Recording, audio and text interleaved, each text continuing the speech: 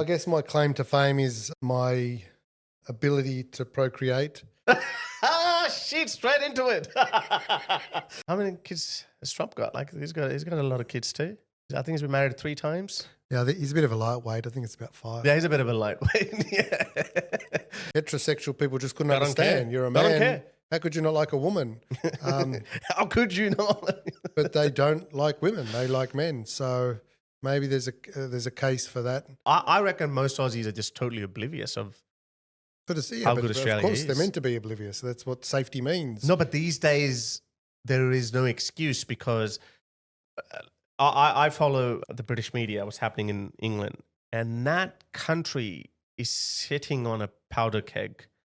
The amount of communal tensions that are brewing there beneath the surface. Then people start thinking about, oh, we used to be really good when it was all white Australia. And I don't blame them. And this is why countries like France, Germany, and England, all of those countries are drifting towards the hard right. All right, folks, this is Harris Sultan, and welcome to my new studio, although still a work in progress, something I wanted to do for a while, but either out of laziness, I probably didn't get to it. So I wanted to do it properly. That's why I am here now with my friend, Michael Alexander. Michael, welcome. How you doing? Harris, well, thank you. Thank you for doing Thanks this. for inviting me to your world. Yeah, I think you'll fit right in. You've been doing it a long time now. How long? 2018, I think I started. So, yeah, what is it? Wow, that's about 7 years now. How long's Joe been doing his podcast? Oh, nah, Joe was already a pro when I started. So Really? I think, yeah, Wow, I think, that long. no, but it still, I think, yeah, I think he had 1 million subscribers at that time. Wow. And all of us up and coming YouTubers, we wanted to be seen by I bring Joe. it up because you've been doing it so long that you've been doing it before the time of podcasting. And I know that now's the time of podcasting. That's why everyone's doing it, like myself. No, but I'm not doing it for that But reason. you were doing it way before, yeah. It was Yeah. a trendy thing. Yeah, no, I'm just doing it just because I want to expand my horizon and I want to include other forms of discourse to my channel, whereas just sitting in front of the camera and just doing your thing, yeah, that's useful. It has its own power and impact, but you know, it's just I think you get tired of listening to your own voice after a while because and that's what we want to do. We want to bring in a lot of people from other areas as well. I don't know how that's going to go because that is breaking every rule of YouTube, because YouTube forces you to stick to your niche. Whereas when you start interviewing people from other walks of life, you know, politics, economics, stock trading, which is a thing too. I think that I'm actually hoping to get into that as well, because the kind of conversations that we have, I got to thinking that a lot of people would probably not think, and it's created a false sense of expectation when it comes to how men should behave. And we all know we all behave differently in different circumstances. You know, like when I'm in front of the camera, when I'm talking about a serious topic, people might think, oh, this is how Harris is in real life, but I'm not like that. Or, you know, I might have some other moments too. So I don't know, it might end up looking like a self-sabotage for me. We're going to get into our locker room talks too. So yeah, so I'm looking forward to doing it. But anyway, I couldn't do it alone. So I also have Mikey with me. Hey, Mikey, just say something. We can't. Yeah, he's behind the camera. We can't really turn the camera around. And maybe one day he would have his own dedicated camera. So yeah, what do you think about your idol, your hero, Trump, becoming president again for the 40? Trump's not my hero or my idol, but I do respect what he's been able to achieve. Yeah, look, I'm not massive in politics. And last week we had a podcast last week, the week before, Harry and I, and we tried to structure it with set topics, and he said it came out a bit stale, so no one will ever see that podcast. So we thought this time let's just try and freeball it, because Harry and I do go back a little bit, back in acting days many moons ago. 20 years now. We often have really deep and meaningful conversations that we think are phenomenal, and people need to hear it. I always think that, yeah. But if we try and put some structure in there, I don't know how well it will flow. So I think for today we just try and just chill out and relax and start yapping and see where the road takes us. Yeah. What are your thoughts on that one? Yeah, well, that's the plan. So tell us a little bit about yourself then. Yeah, let's see if we can ease into. Well, I guess my claim to fame is my ability to procreate. Shit, straight into it. Yeah, tell us. So, this is something I don't think I would have been comfortable talking about it, but this is why I want to do this, because I want to show who we really are, be really truthful and honest about who I am. You probably don't know who he is, but I think that's the whole idea. There's certain things that are frowned upon. For example, I know Andrew Tate said it, like Andrew Tate's got like 10 kids or something with 8 different women, but he's in a different league. I think he went into the realm of illegality. That's not the case here. But you have a lot of kids too, I hear. Is that right? 7 biological children. How many? How many women? To 5 mothers. Good. And you're not slowing down apparently. No, I'd like to keep going. My current partner refuses. Look, we just had a child not long ago. He's 8 weeks old. Second child. It's a bit early. Second child with Victoria. It's a bit early to spring on her the 3rd, 4th and 5th child. But I've always liked kids and I've always wanted to have them, so I'm going to keep on having them. Look, it's something that I often think about, is why people don't have children. And I heard a fantastic stat the other day, and the stat was how many people it takes for you to be born. So over 100 years, the number is X amount. Over 200 years, X amount. Mother, father on that side, mother, father that side, but then they need their mother and father. But if you go back 2,000 years, you need something like 4 quadrillion people No way. to make you. Yes way. Ask ChatGPT. It's actually quintillion if none of them interbred, but over the years, cousins have children, etc. So it shortens it, but it's in the quadrillion amount, and that's just phenomenal to think. Over 2,000 years, that amount of people had to sacrifice, had to live, had to risk, had to survive on Earth and raise that child to make you. And then all of a sudden you say, yeah, I don't think I'll have children. I think it's such an insult to all those people that came before you, the quadrillion people, to say, I'm going to end your DNA chain right now, right here. Because you know what? I just like my lattes and my massages too much. Yeah, but I think this is the only time in the history of humanity where I say that the first purpose of every living being is to live. Yeah, that's the first purpose. We didn't choose to be born, but we are here. Now we want to live for as long as we can. Every animal wants to do it, except for some animals. I think who was watching this documentary, David Attenborough documentary, where I forgot the name of what kind of salmon it was, but it wasn't the Atlantic salmon, but it was one of those salmon that go from the Pacific deep into Canada, where they physiologically in that journey they change. Their jaws get bigger, their appearance, the color changes to red, and they get to these breeding ponds somewhere in Canada, and then they have sex and they die. So I asked ChatGPT, I was like, what if one of the salmon said, you know what, screw this, I'm not going to do it. But again, they're driven by instincts. They just make this journey once in their life. But yeah, I'm curious. Yeah. And they die. Yeah. So ChatGPT said, well, because that journey is so long and labor intensive, that they produce more hormones like cortisol or something, and that forces that physical change. But if one of them refused to make that journey, then it wouldn't put its body through those stresses, and as a result, it won't. So possibly, yes, it would probably drag out another year, but they are so instinctively driven by that. There's a species of spider, I think, or black widow spider, I think, yeah, that this male spider, which is much smaller than the female, and goes and has sex with it. Then she kills him, which is like, why? Well, they're driven by instincts. But when we go into a bit smarter animals like us and other animals, primates, and mostly other vertebrates, they're a lot smarter.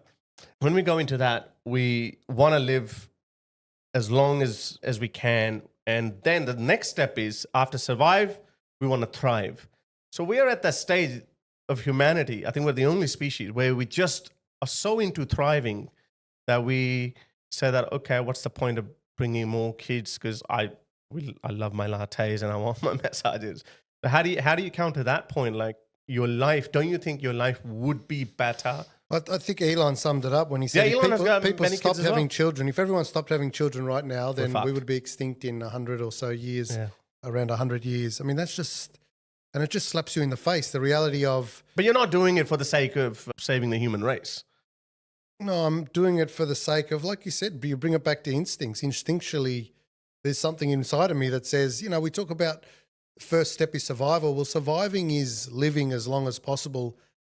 But is it you that lives as long as possible, or is it your DNA and biology that lives as long as possible?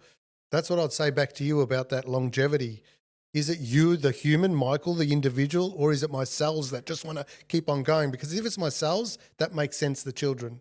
And the more children I have, the more chance there is of survival. So if survival is the case, then I'm really doing a fantastic job But is at it surviving. though? But is it though? But once you're dead, whether you have 10 kids, 20 kids, or no kid at all, you're not gonna know. You wouldn't care. You wouldn't know how your cells are doing.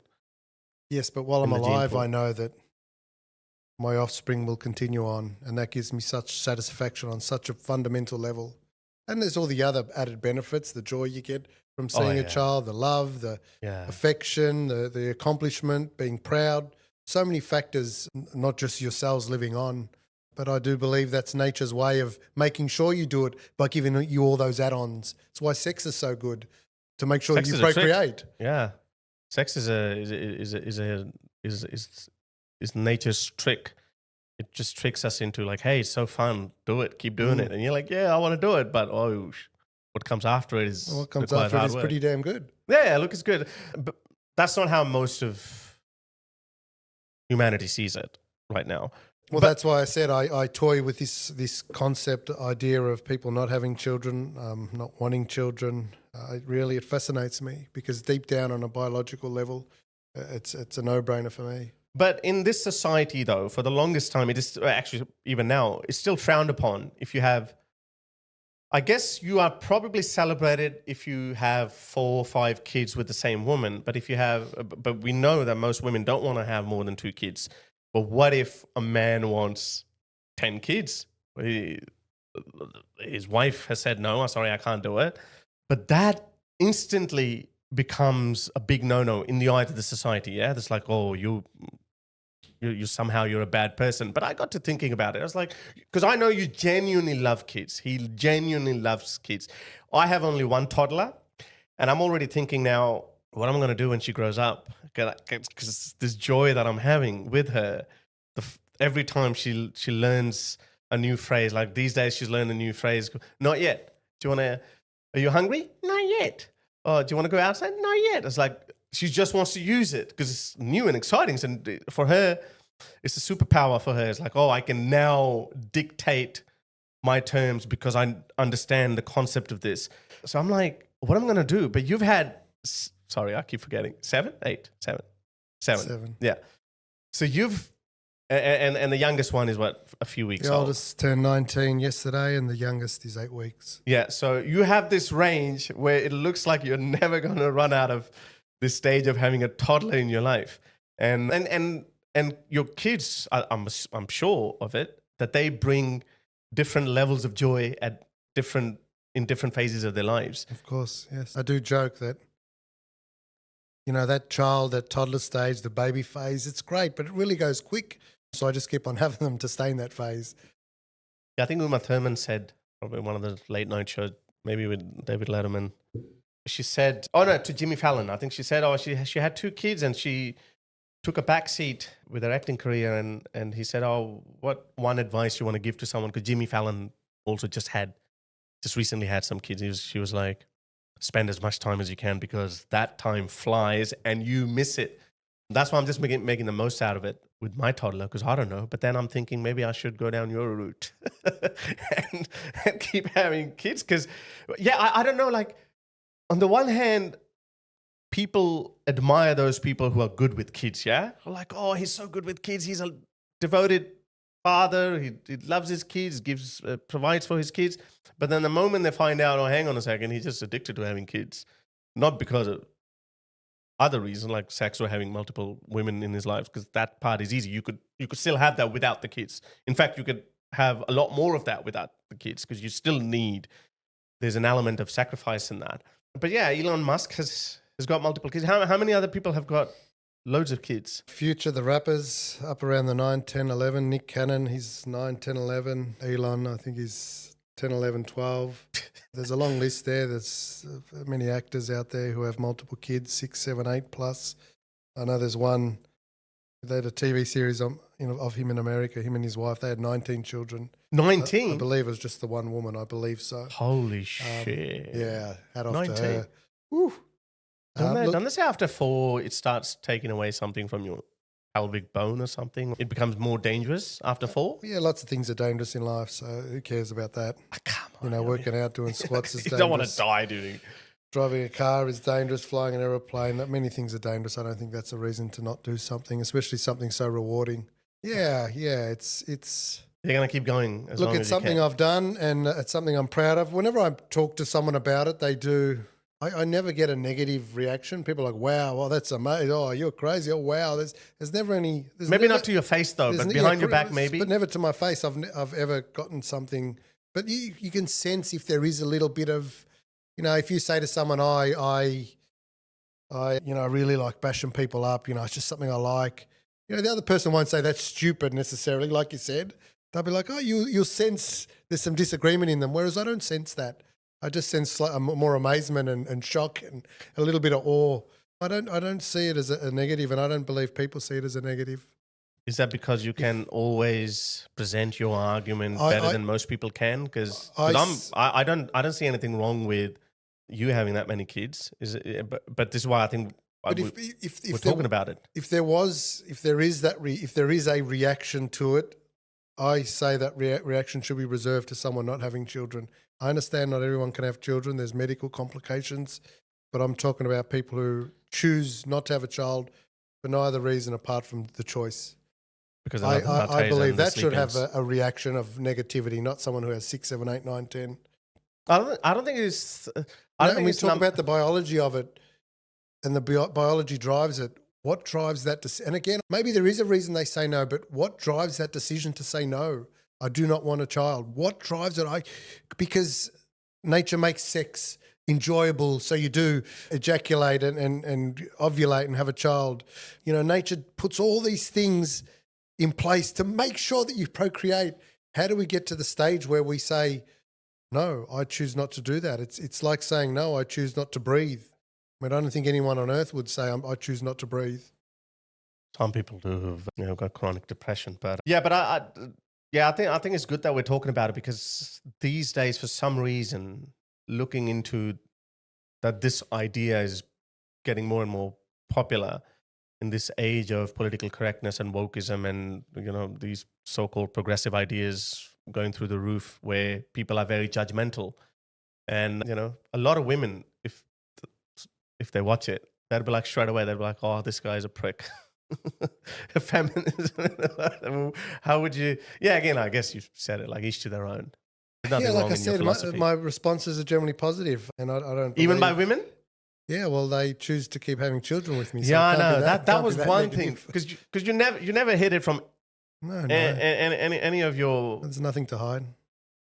And I was like, aren't you thinking that he's gonna do the same to me? He's gonna have babies and then maybe. And again, you never go into any relationship thinking that, I'm just going to make a baby and then I'm going to run away. You've never done that, to the best of my knowledge. And I think I know you pretty well. Every relationship you're into, you're in it for the long haul.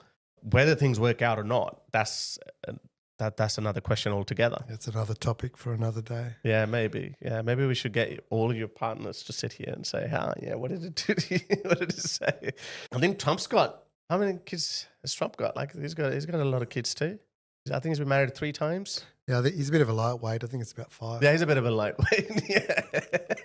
Have you seen his Baron? Is it Baron Trump? Yeah, I saw him standing next to Elon on the inauguration. Like, wow, he's tall. 6'9".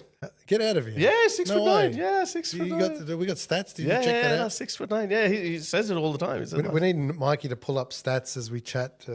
Yeah, Mike is check going to look it things up. No, out. no, definitely 6'9". Yeah, he's been talking about it. And yeah, no, he's 6'9". He's absolutely humongous. Did you watch the inauguration yesterday?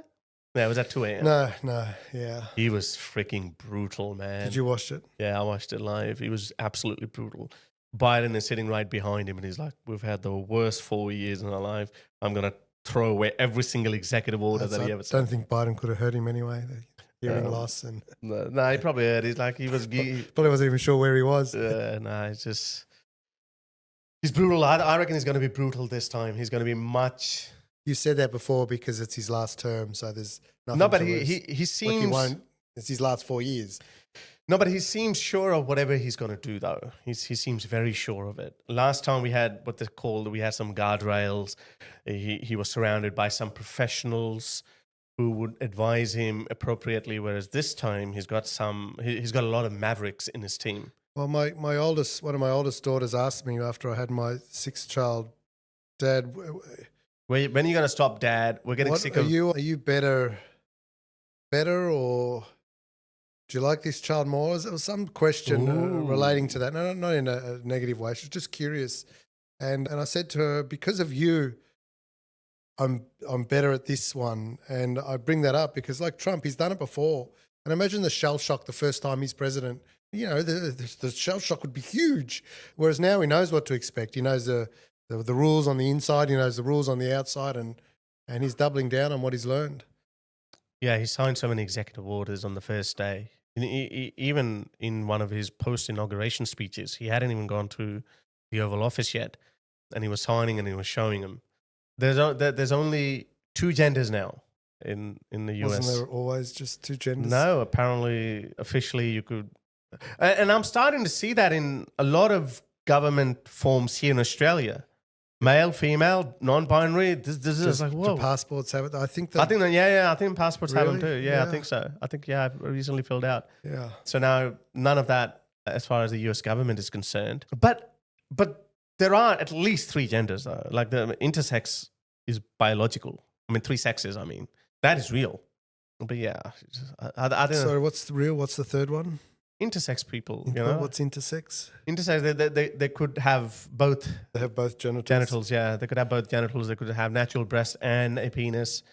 Oh, that's but that's it. But it's not. Yeah. I think the main crusade or the main war is against those people who say, you know, I feel like being a woman this year. So, you know, and the worst thing is like, I saw another video the other day. This kid was severely intellectually, I believe the correct term is differently abled. So in the old term, intellectually disabled.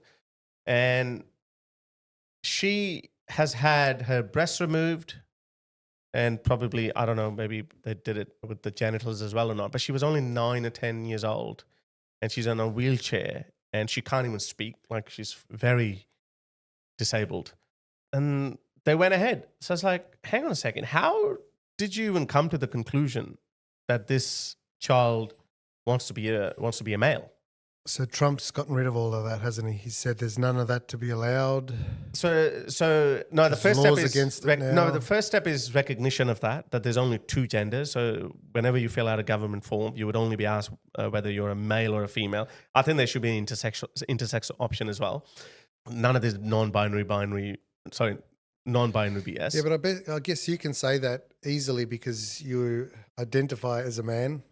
You feel like a man, you act like a man, you enjoy being a man. But I guess we don't understand how someone else may feel. Yeah. You know, I guess that's why there's so many arguments against homosexuality because heterosexual people just couldn't understand. You're a man. They don't care. How could you not like a woman? How could you not?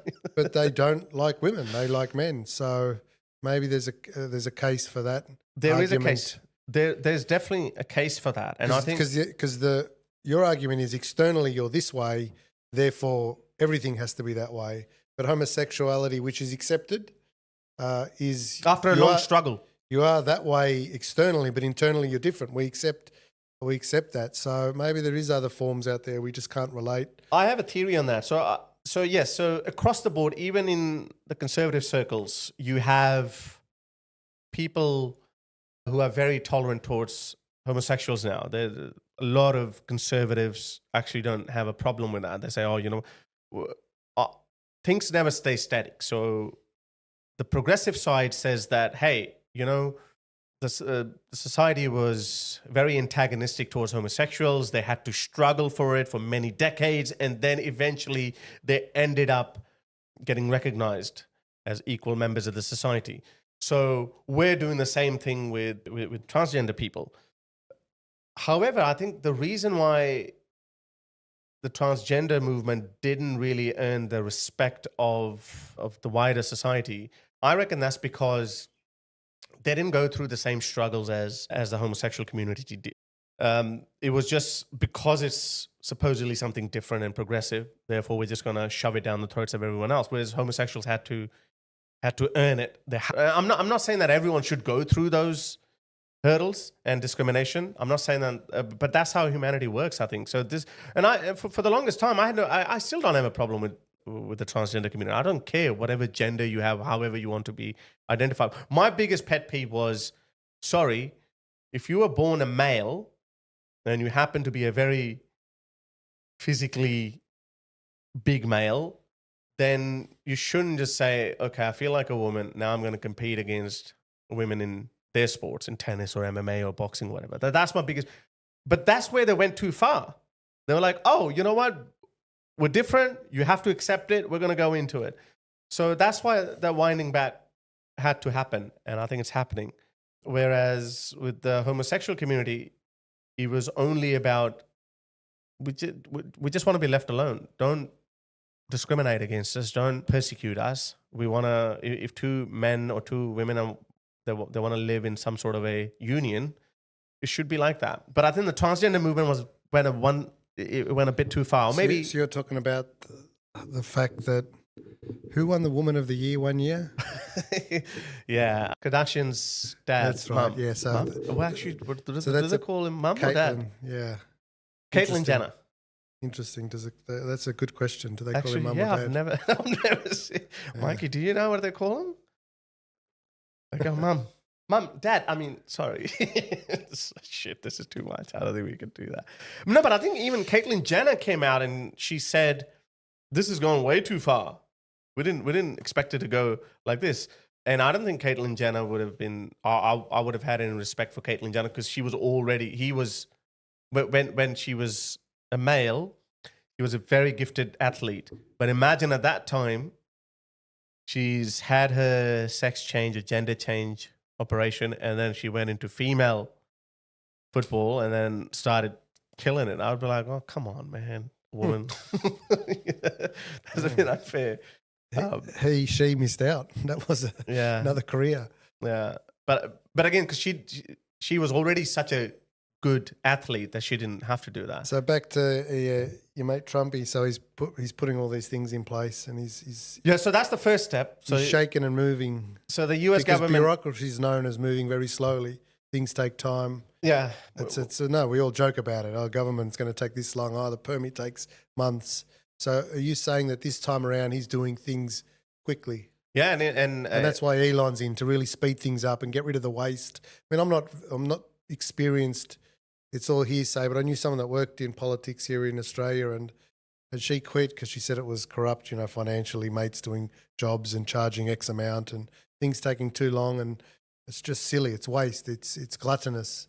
And that's what Elon's come in for, isn't it? That Doge, to clean up the gluttony. The people who work from home 99.9% yeah, of times. That's another one of them. Who've gone missing for 2 years. We know when but still get a wage. Yeah. Yeah. Oh, good. I've seen people working from home and they're barely working. So, like your computer goes to sleep after 15 minutes of inactivity. They just go shake their mouse and that's it. And did you hear about the story about you can get devices that move move your mouse, and then the owner of a company just didn't feel right with his work from home stuff, so he bought all the devices and mapped their path. Yeah. And he figured out that several people in his employee. And I was like, when I was stuck in my 9-to-5 job, I was like, where were you back then? That's why they didn't want to do it. So the US government has the world's largest bureaucracy. Maybe India might have it, India and China, just because they're more populated. but it's definitely one of the biggest bureaucracies in the world. So they're government employees. Imagine the productivity there. And that's what Elon is going to come in and is going to say. And one of the executive orders is that everyone has to come to work. They have to be physically present. And that has pissed off a lot of lefties because they thought now being able to work from home is a human right. So, If I was an employee, I would really vote for work from home. yeah. If I was an employer, I'd really vote The other for way. working back at the office. And Yeah. I guess that sums up what work from home really means. Yeah. Employers would like to know that their employees are working hard and getting their money's worth. And employees would love every opportunity not to work. I mean, that's why we love love a Friday, because the work week's ended. It's why we hate a Monday, because we hate our job. So if you give us an opportunity to hate that job even more by staying home, and I often say, imagine your friend knocks at your door at 11 a.m. and says, "Hey, let's go for a quick coffee. You're working from home." And of course, you'd go have a quick You'll go. coffee. 100%. And then Jimbo rings up and goes, "I'm around the corner. This is 11:45 now. Wait for me. I'm coming." Well, you'd wait for Jimbo, and then before you know it, it's 2:00 and 3 hours has passed, and you'd be like, "It's all right. I'll make it up later." You know, we had someone who worked from home for us in the last place I worked, and she would be active 6 p.m. onwards, but no one else was active at that time. So You're making up. You need to ask a question. When do you ask them? Or you wait till they get on at 6 and then reply. Yeah. Yeah. And it's really bad as an Interesting that employer they've because gotten rid of it. you're like, I'm paying you for that time. And you're just chilling there. You're just, hanging out with your friends, having coffees or lunches. And when you zoom out and have a look at it at a macro level, it really makes a huge difference because, individually, there might be different cases individually, but when you zoom out, your productivity must go down. And you'd be like, hang on a second, I'm competing with India and China where they have a different work ethic, where... I've got a Chinese friend and her father always jokes about how lazy the newer generation is. Westerners are. Oh yeah, compared Westerners. to China. Oh yeah, Especially in yeah. Australia. But they're too far on the other extreme. That's why they have these nets where because they're working 16-hour shifts and then they get so overworked that they just jump. They've been killing themselves, and that's why they had But we nets jump to and catch them. We jump and kill ourselves here because we're bored and depressed because we Not- don't work. We don't have any because we don't purpose, work. and we don't have any productivity. yeah. Like, oh, I got no money. Fuck. Yeah. But I think next 4 years are going to be really interesting. I can't wait for the shit show to start. I think he's already threatened to invade or reacquire the Panama Canal. And I heard somewhere that the Gaza war's over. No, not really. I think I heard a statement yesterday. He said, "Oh, I doubt this ceasefire is going to last." So I don't know why so many people are jumping the gun and thinking that the war is over. It's just a temporary ceasefire for 6 weeks. They've gotten 3 hostages back. And I think in total they're going to release 33 hostages. And in exchange, Israel is going to release 1,500. It's amazing the number difference. Yeah. It doesn't seem fair. It's That just tells you that who puts how much value or worth to their citizens. It does feel that way. So then on the other hand, they say that, is a Palestinian life worth less than that of an Israeli? In principle, it shouldn't be like that, but in effect, it is. Because transactionally, that's how it feels. Because, and again, that tells you that Israel values the lives of their citizens a lot more than Hamas does. Hamas is like, okay, we want to wipe Israel off the map, so it's going to take us to sacrifice 30,000 Palestinians. Okay, fine. I don't think Israel is willing to put that kind of worthlessness on the lives of its civilians. So the war's still going. I think it's going to keep going. I think that even straight after the ceasefire, Hamas's leaders and people, I don't know how genuine are those people, because we know how Hamas controls its people. I've seen some videos where they're beating anti-war protesters up. But Hamas's leaders have said, "Oh yeah, October 7th is going to keep happening. We're going to keep doing it." So yeah, I think Israel also wants this ceasefire to fail. Benjamin Netanyahu also wants it. So I don't think it's gonna. I don't think it's gonna end. None of us could have actually predicted that it's gonna go for that long. But this has turned out to be really brutal. I think Hamas miscalculated. They thought that it would be similar to 2005 and 7 and 9, where Israel would just retaliate in a couple of places and bomb them, and that's it, and then go back, and the world will say ceasefire, and then they'll have a ceasefire. I think that's how they thought it would be, but turned out to be a lot worse than that. Israelis are, they really mean it when they say never again. They really mean it. I was watching this documentary on Israel where they were saying that I think it's a part of the IDF's motto or one of their slogans that no one left behind, even if they're dead.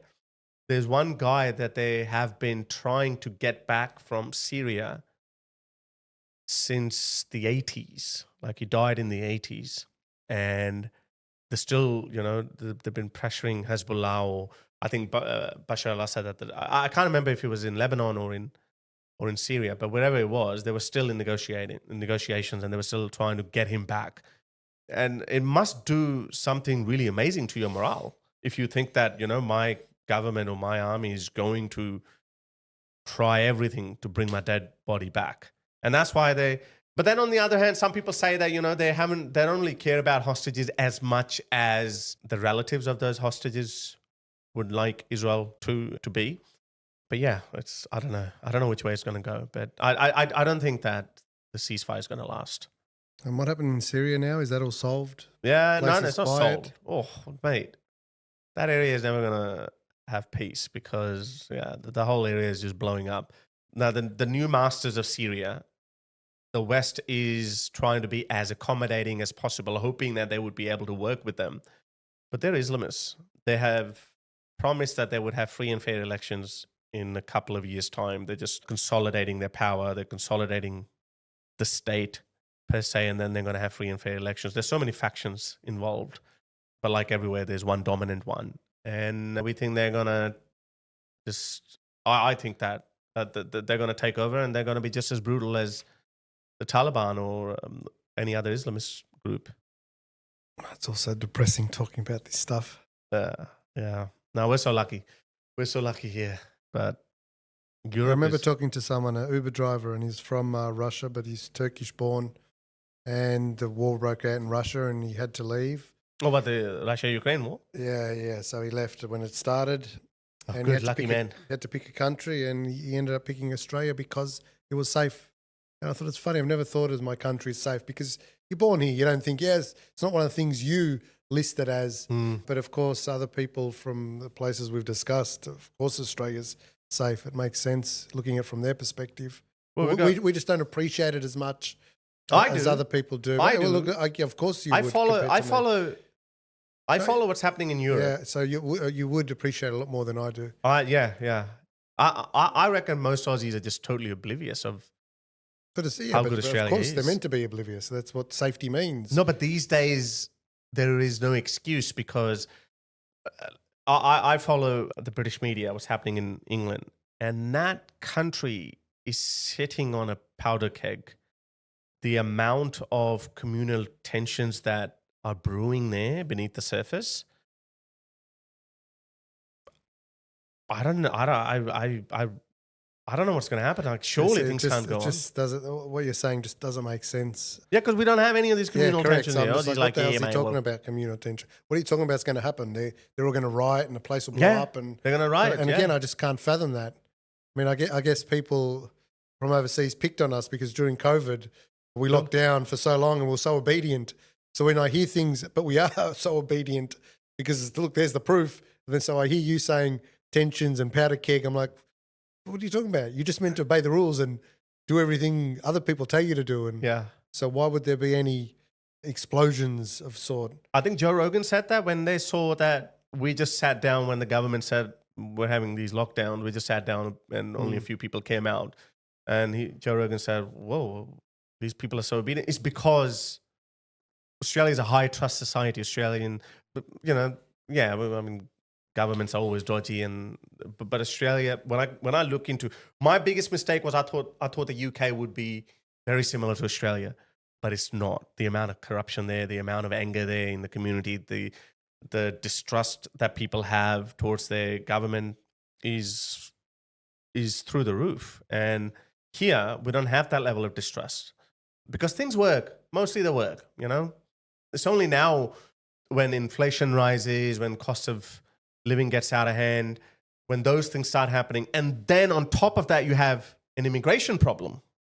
That's when people start going towards then people start thinking about, oh, we used to be really good when it was all white Australia. And I don't blame them. And this is why countries like France, Germany, and England, all of those countries are drifting towards the hard right. What's an immigration problem? I don't understand, because we're sitting here with Mikey, he's from Ireland. Yeah. I was sitting here from Harry, he's from Pakistan, both born in those countries. I'm second generation Aussie now, so my grandparents weren't born here. What does immigration problem mean? Because I'm surrounded by immigrants in Australia, which doesn't have an immigration problem, I'm guessing, because you For say now, UK does. But we're full of immigrants here. So what is immigration problem? So the whole idea of immigration was that if a country has a shortage, a skill shortage, or their birth rates are not as high as the government would like them to be, then we would import people who would be beneficial for the welcoming country. So and that worked really well for America. It was the king of immigrants. Like, okay, we need farmers. Okay, well, let's bring them in from Europe initially, and because those people were coming from other parts of Europe, they were a lot closer in culture to America than, let's say, importing someone from the Middle East who would have totally different cultural values. And if there was mass migration from, let's say, the Middle East or North Africa in the 19th century in America would have been a very different country. So that's what you mean by immigration problem. It's more a cultural problem. Yeah. Because of immigration. Yeah, they go hand in hand. But what happened to Europe, because Europe is a lot closer to all these conflict zones, the Middle East, North Africa, etc. So Europe kept that level of integrity with its immigration for a very long time. But then the world changed after the Second World War. The governments decided, okay, we're not going to be racist. So I actually genuinely think it's not the issue of race, even though some people in America, these MAGAs, they've started attacking Indians. You know, they're saying, well, Indians are coming in and stealing our jobs. Hang on a second. Indians are the highest household earners in America. I think they're 3 points higher than the whites. Is because, they go to universities, they've acquired these new skills that a lot of whites are not doing it anymore. Because again, there's been a major cultural change in America as well.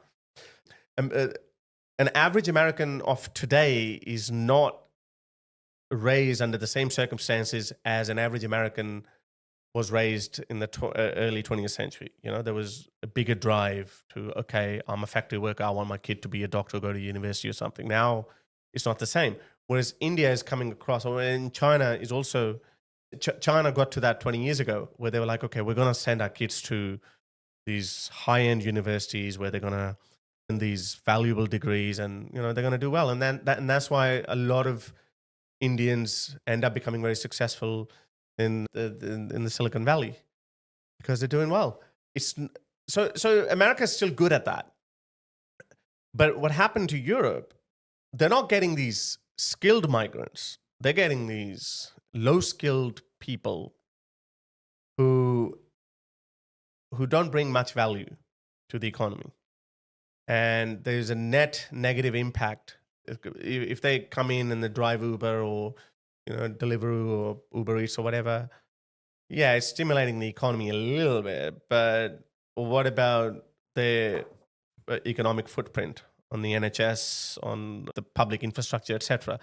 So Europe is actually going down. Their economy, only 20 years ago, the European Union's economy, their GDP was on par with America.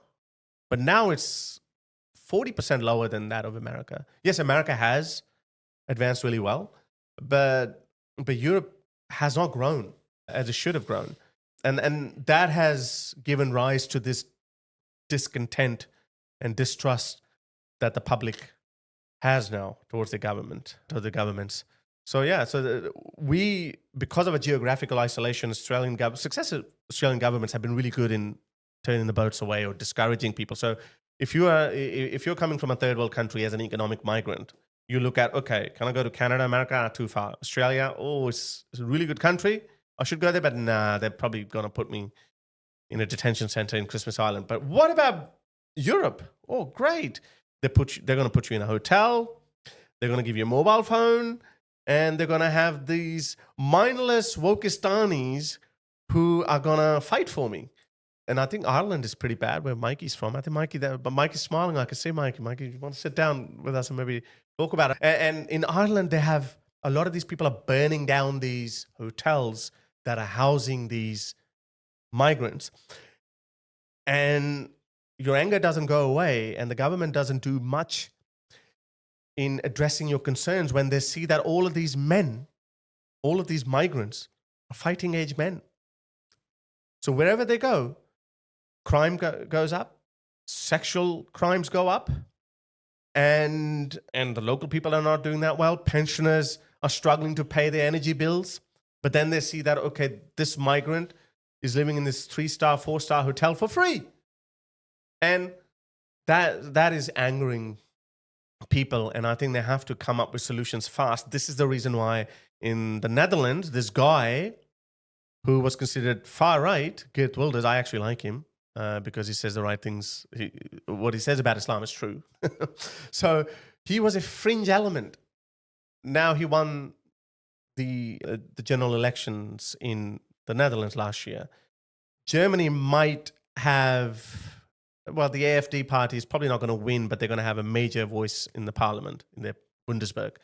Britain is safe for now because they just elected Labour, and Labour is not going away for another 4.5 years. So they are safe for now. But the amount of discontent and the hatred that they have for Keir Starmer is through the roof. France is going to have elections soon, I think. They're also drifting towards the far right, or I'd say hard right. So all of these people are becoming very, very anti-immigration because of these reasons. And they have no solutions because their population is falling. They have these certain humanitarian obligations to the European Union, which this was also one of the reasons why Britain left the EU, because they were like, oh, hang on, we can't form our own immigration policy. And that's the same thing with Ireland as well. Ireland is held hostage to Brussels. They say, no, sorry, you got to take in 100,000 migrants. Oh, where are we going to put them? We're going to put them in hotels. Who's going to pay for it? The taxpayers. So it's fucked. Right? Fingers crossed. I hope it doesn't happen. But let's just say if Australia has this refugee problem, it'd be a good investment. Just create buy a 3-star motor inn or something, and then start housing them. And you'll get $1.5-2 million from the government because they have to house these migrants. But they can't even contain them in these localities or in these hotels, because when they go out, these are fighting age young men. The testosterone is through the roof. They're horny. And when they see these women that they haven't seen, because those women were in... Ukrainians are a bit different. I think we should take more Ukrainians. But when someone comes from Afghanistan or Syria or Libya or Egypt, where they're not used to seeing women walking around, and then they come here and then they see, ooh, he wants it. Germany has these training videos that they play to incoming migrants, that if you see a woman wearing short skirt, they have stickers like on a bum, no slapping. You know? And people say that, well, it's obviously even that's not working really well. And then they don't even get harsher sentences because all these judges are so woke. They say, oh, he doesn't know any different. You know, they plead ignorance. I'm like, nah, they're fooling you. They know, in their cultures, they know you are not even allowed to look at a woman, and here you're touching them. They know it, but they play dumb. And again, a lot of people are getting angry. This is the whole grooming gang is in a nutshell. But the grooming gang is a bit different. Those are homegrown British Pakistani. They're born and raised in Britain. But in Germany, if you're an Afghan, you're 70 times more likely to commit sexual violence. And if you're a German, you are only 0.6. So Germans are underrepresented in gang rapes. and Afghans are 70 times overrepresented. And I think the second one are North Africans that are about 50 times. What would you do? Like, that's what I'm saying. Like, so in Australia, we haven't run into that kind of a problem where you see that where an average Aussie is thinking, oh, is my daughter or my sister or my girlfriend is going to be sexually assaulted by these people who look different? That's the kind of conversation that they're having in Britain. And that's why they're so angry. You just have, that's what I'm saying. Like, when I follow that, and even in this global age where everyone is connected to each other, that's why I said that Aussies are totally oblivious, because you don't look into what's going on in England. You don't go through English social media or English mainstream media. You don't go through it. We just see a little bit of it. Oh, Trump got inaugurated. Okay. That's how far we'll go into a foreign culture. Yeah, you're unique in your desire to understand more. Yeah, look, I mean, I guess I like to chinwag with you, because you educate me on topics I have no interest somewhat, as you explain it. But to read an article and it talks about, it's too technical for me. Yeah, I don't that's understand him. I know who, her. I don't know that border. But you can summarize it for a layman like myself. Yeah. But you're right. Most of us don't care what happens. But this is why outside our front gate. So now let's come to Australia. The why I worry about it, that it could actually happen here as well. So Albanese, the Albanese government just gave 3,000 visas to Gazans. Now, I do feel bad for what the people of Gaza have gone through. I do, genuinely. It's horrible what's happened to them. But having said that, we have already seen that this term multiculturalism, it doesn't work the way they intended it to work. Now, I'm saying it as someone who did come from a different culture. Yeah, but it does a lot of times as well. No, yeah, no, but I think I would say that I'm an exception. We have great Vietnamese food in Australia. We've got great, Yeah, but great Indian food. Yeah, but Vietnamese culture is not hostile, so that's what I'm going into. Yeah, you're right. It works. For the most part, it works. But then you still have to look into if there is a culture that is inherently hostile to Western culture. You have to look at it. If there are some inherent disagreements, Vietnamese don't have a problem with women wearing skirts or going to a beach and wearing bikinis. Vietnamese culture doesn't have a problem with that.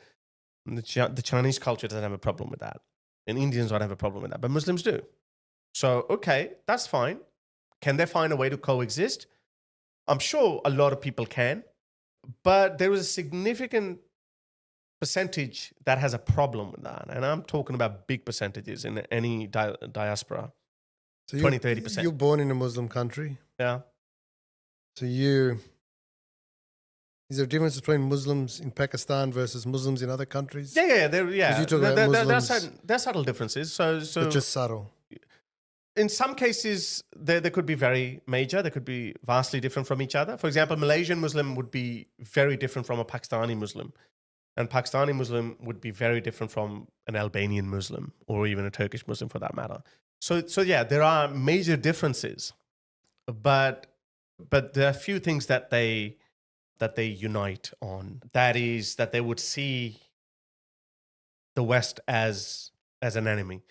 And that could be aggravated by certain features, such as America's war on terror and the war between Israel and. So Pakistani Muslims are anti-West.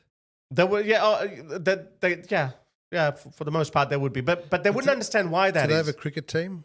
Yeah, they do have a cricket team. And they play global cricket? Yeah, they do. So they don't mind playing cricket with other. Yeah, look, I mean, there's so many levels of hypocrisy. You wouldn't even they would not know. That's what I'm saying. They wouldn't know. They would if you. Look, there's that famous adage. Families that have a tiff. The uncles don't talk, or that family doesn't talk to that. But it goes on for generations, and it goes on for so long that they don't know why there's a tiff, and the tiff could be something so tiny, and they even small, forget about it in the end. But it carries on and on. So that's what you're saying. There's a lot of that. People don't even know why they like, for are example, meant to feel a certain way towards certain things. If you ask an average Muslim, why do you hate the Jews? They would say, well, because, they're oppressing our brothers and sisters in Palestine. But the Islamic doctrine itself, it's written in the Quran, it's in the Hadith, and honest Muslim clerics, I've played those videos many times in my videos. They say that openly, that even if there was no Israel-Palestine issue, we'd hate the Jews. It's written in the Quran that do not take Jews and Christians as friends. They're friends of each other. And if anyone amongst Muslims who befriends them is a traitor, is also one of them. So it's written in the Quran. Now, I know most Muslims don't know that either. And you'd run into many Muslims who'd be like, hey, Michael, how's it going? You know, they'd be perfectly normal friends. There's nothing. But when it comes to picking a side, a lot of those people would pick the side of their Muslim brothers. And as most cultures would, but most cultures are not inherently in conflict with the West. That's the problem. So But Pakistan's not in conflict with the West. No, not directly. You're right, not directly, but they do hate America. They do hate the West. They do think that Pakistan is a third world country because of the conspiracies of the West. They do think that. But Pakistanis are more occupied with the Indians because they hate them more. That's why There's all these conflicts that go on around the world that most of us have no idea about. Oh yeah. There's that border. Is it China and India fight? Yeah, they fight. They all stand hand-to-hand combat. Yeah. Hand-to-hand combat. It's almost comical. Yeah, because they don't want to. A lot of people have died, but soldiers died. They fall off. Yeah, no, it's stupid. But It's like, what the hell? So right now, this very second, there's a war, mini war, a battle between China and India on that border. On the border, yeah. There's the sea border that everyone talks about. The Indonesia, the China Philippines Strait. and China, that water body there, body of water. So there's that going on there. North Korea, South Korea, Russia, that Ukraine. happens. Russia, Ukraine is a major one. And I think North Korea and South. Whenever I think there's nothing going on, I hear something else. Someone did something. There's something dropped, or they tested some ammunition, or. And if you look at it, but there's also many other ones that you talk about and that have happened recently that no one talks about. You know, Yemen and etc. and etc. Yeah. We know nothing about, and 100 or 200,000 people get extinct. Oh yeah, it's fascinating that the world's so connected and so small, but at the same time, you know, people can go missing on Earth for 10, 15, 20 years missing. No one can find them. They're wanted and they disappear. So the Earth's not as connected as we think a lot of the times. And then Trump always parrots this fake media stuff, which a lot of people that got on the bandwagon with now about the fake media. A lot of things have been found out to be fake, which hides the truth as well. It's fascinating that we really do live in bubbles. We do.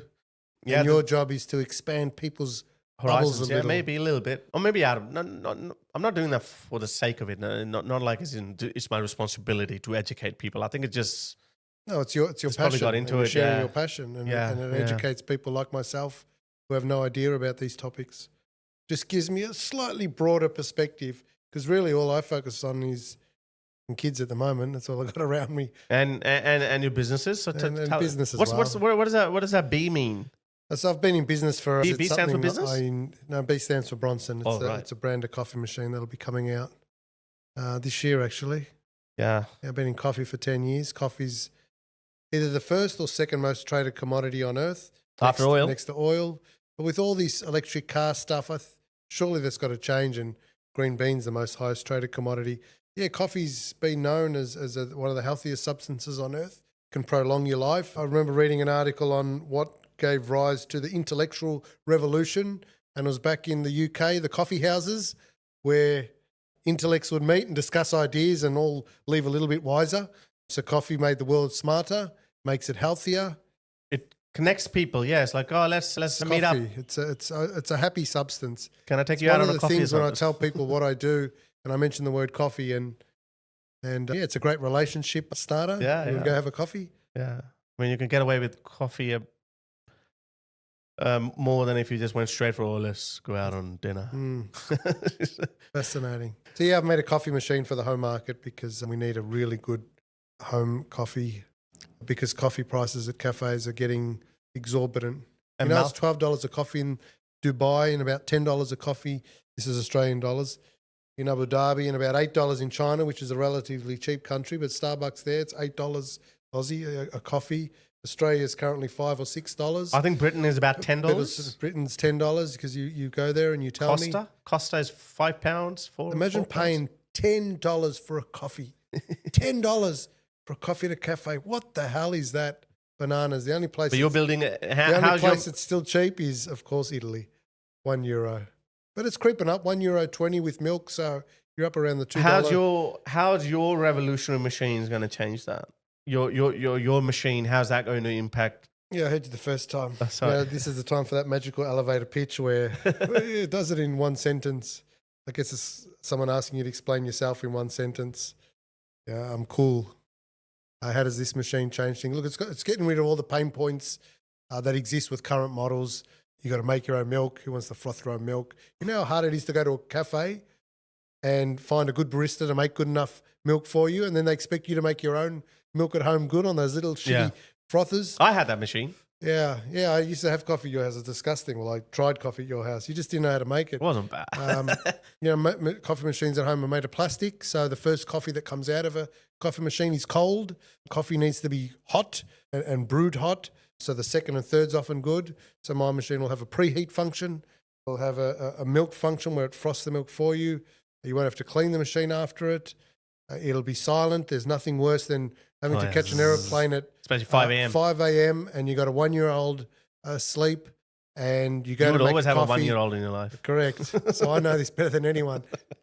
And you want to make a coffee and you're not allowed to. The only time you're meant to have a coffee is the morning when you just wake up and you're not allowed to use the coffee machine. That is just bananas. So the machine's near silent. It looks damn sexy and many other elements that Should've are put great. it So here, the actually. Bronson will be Somewhere there. released I can see mid it this now. year. Yeah, I'm actually very excited to see how that goes, because that would be your third business venture, and I think this is going to be the biggest one out of all. Michael's a bit too humble. I've known Michael for nearly 20 years, and Michael he always had that entrepreneurial spirit, which I think is different. I never had it. I had a 9-to-5 job at that time, and I think I wasted 10 years of my life. But Michael was always looking. Michael could never work for anyone, and he was looking for ways to somehow. His mind was always brewing with ideas. But again, I recently heard someone say that ideas are like assholes. Everyone's got them. So I was like, yeah, okay. And then you started that personal training directory, which was a good business. I think you had it, and then you you transitioned into coffee. But yeah.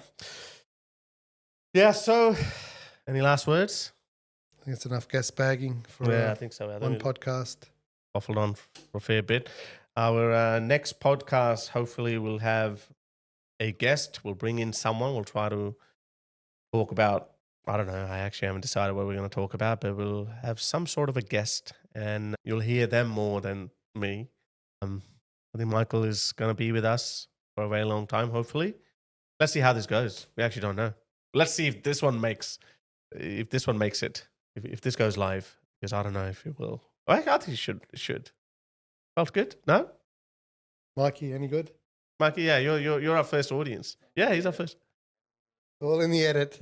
Make us look good. I remember, I think it was Al Pacino said that his first movie, he said, they did the scene, the repetitive scenes, and he goes, man, those editors make me look good. Yeah. I'll never forget that. Go, Mikey. Yeah. Mikey's going to do his magic. Okay, Mikey, make sure you make sure you don't only make me sound good, but look good as well. All right, folks, that's it. Until next time, ta-da.